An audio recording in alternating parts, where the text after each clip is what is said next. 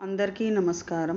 పోయిన భాగంలో మనం లలితా త్రిశతి నామాలలోని 53వ నామం యొక్క అర్థాన్ని తెలుసుకున్నాం. ఈ భాగంలో 54వ నామం యొక్క అర్థాన్ని తెలుసుకుందాం. అస్మద్గురు దివ్యచరణారవిందాభ్యాం నమో నమః. అశేషజనమోహినీం అరుణమాల్యభూషాంబరాం జపాకుసుమభాసురాం జపవిధౌ స్మరేదంబికాం. శివాయ గురవే నమః. శ్రీగురు పదాంబుజములకు సభక్తికమైన ప్రణామాంజలి సమర్పణతో లలితా త్రిశతి నామ సంఖ్య 54. ఓం ఈశ్వర ప్రేరకర్త్రై నమః. ఓం ఈశ్వర ప్రేరణకర్త్రి. ఇది 8 అక్షరముల నామము.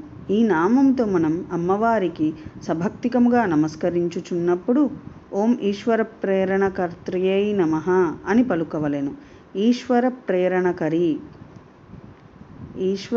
ఈశ్వరాజ్ఞను వర్తిని అయి సృష్టి స్థితి లయ రూపకార్యములను నిర్వహించు ఈశ్వర పత్నిగా ఈశ్వర వశవర్తి అయి ఉండునది అని భావము.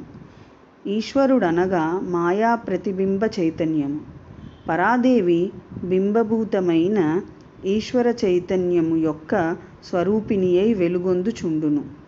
ఆ రీతిగా ఈశ్వర చైతన్య స్వరూపిణి అయి ఉండి జగన్మాత ప్రపంచ సృష్టి స్థితి లయములను ప్రేరేపించుచుండును. ఆజ్ఞామాత్రము చేతనే సర్వమును నిర్వహించుచుండునని అర్థం.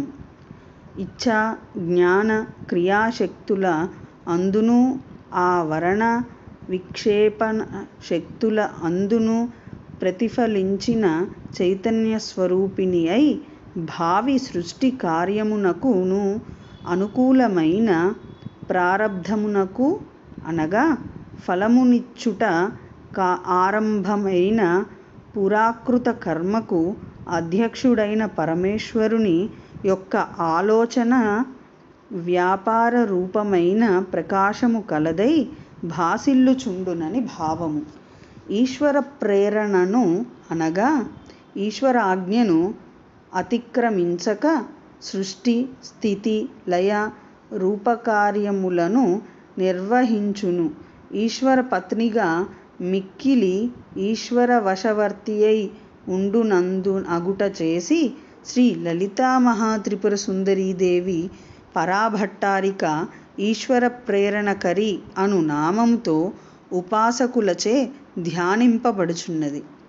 ఓం ఐం హ్రీం శ్రీం ఈశ్వర ప్రేరణకర్త్రియై నమః. శివశక్తి రూపాయ నమఃశివాయ. నమఃశివాయ. ఓం ఐం హ్రీం శ్రీం శ్రీమాత్రే నమః. సర్వం శ్రీ సద్గురు దివ్యచరణారవిందార్పణమస్తు.